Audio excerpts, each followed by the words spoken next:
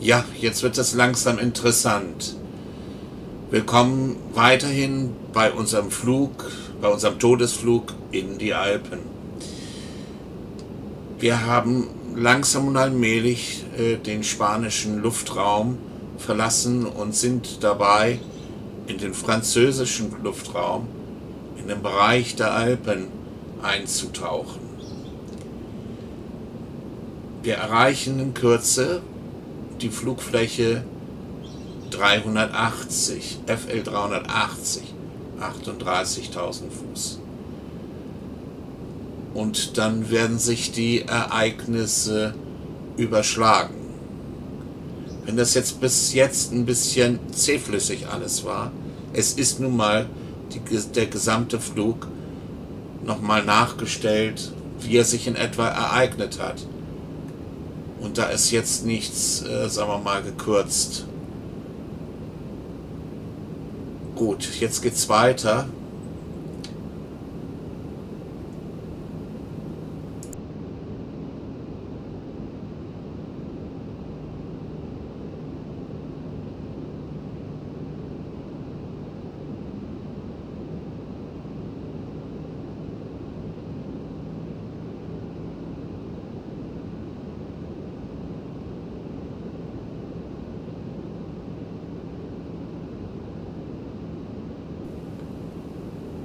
So, die Maschine ist jetzt langsam bei 38.000 Feet und pendelt sich noch ein bisschen aus. Das dauert auch mal so ein bisschen.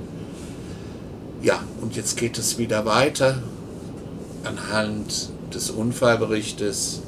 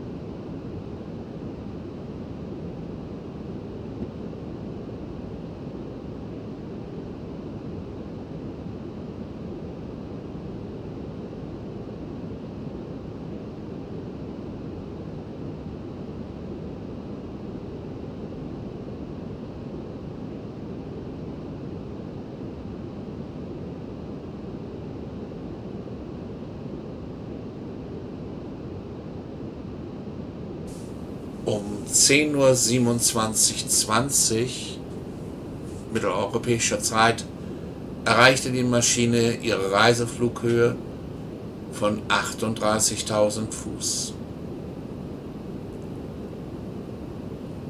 Kontakt besteht nun mit dem französischen Kontrollzentrum in Marseille.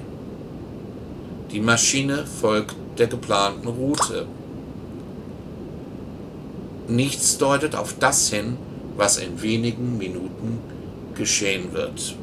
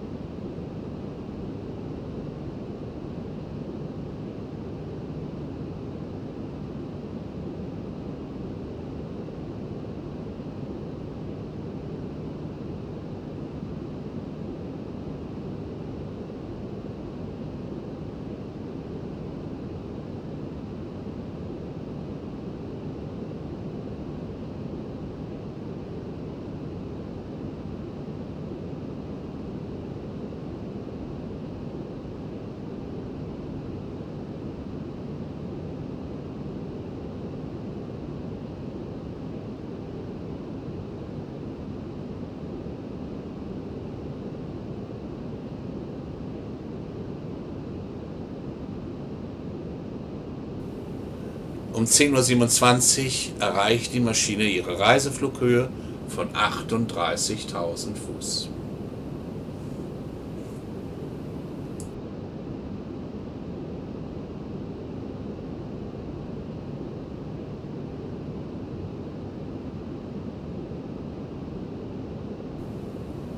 Uhr 27, Flight Level 380 ist jetzt im Horizontalflug und der Kapitän bespricht sich mit seinem Co-Pilot und sagt, wir sind jetzt gerade auf Horizontalflug und bevor wir wieder runtergehen und so weiter, gehe ich lieber mal auf Toilette.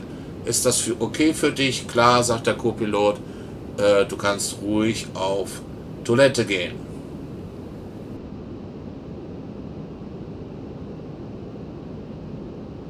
Kurz vor 10:30 Uhr, der französische Fluglotse hat den Flug nach Irma freigegeben.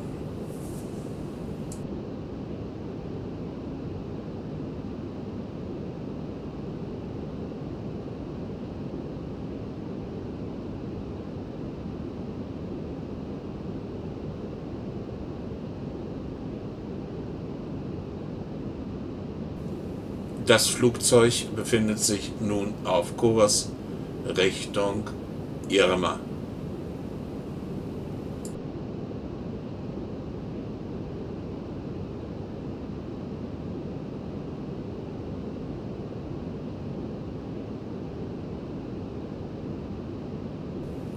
Das Flugzeug wird, das wissen wir heute, nicht lange auf diesem Kurs bleiben.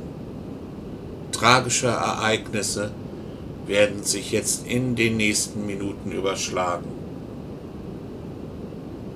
Und sehr viele Menschen, die im Flugzeug befinden, werden dabei sterben.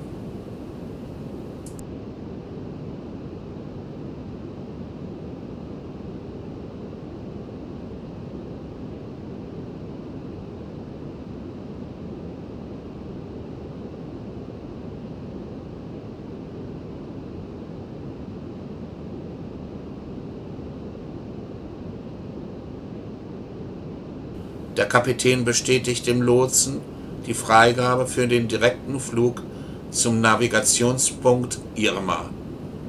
Das ist der letzte Funkspruch, den diese Maschine jemals senden wird.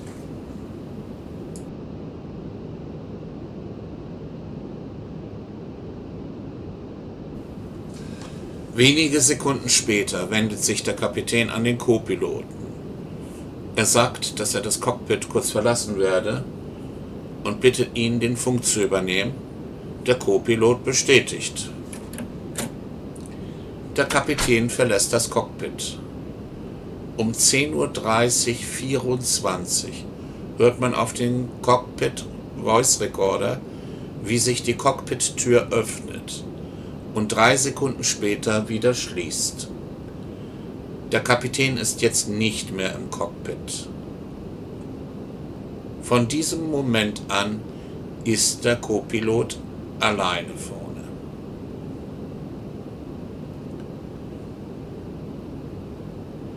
Beginn des Sinkflugs. Nur 29 Sekunden später, um 10:30:53 Uhr, geschieht etwas Entscheidendes. Die eingestellte Flughöhe wird innerhalb einer Sekunde von 38.000 Fuß auf 100 Fuß reduziert. Dies erfolgt am Armaturenbrett im Flugzeug vorne. Wird die Einstellung geändert von 38.000 auf 100 Fuß. Der Autopilot wechselt in den Mode Open Descent. Die Triebwerke gehen auf Leerlauf. Das Flugzeug beginnt zu sinken. Im Cockpit ist nur das gleichmäßige Atemgeräusch des Co-Piloten zu hören.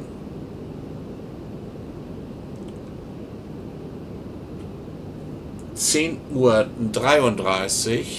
12 Sekunden, wird die Geschwindigkeit manuell erhöht.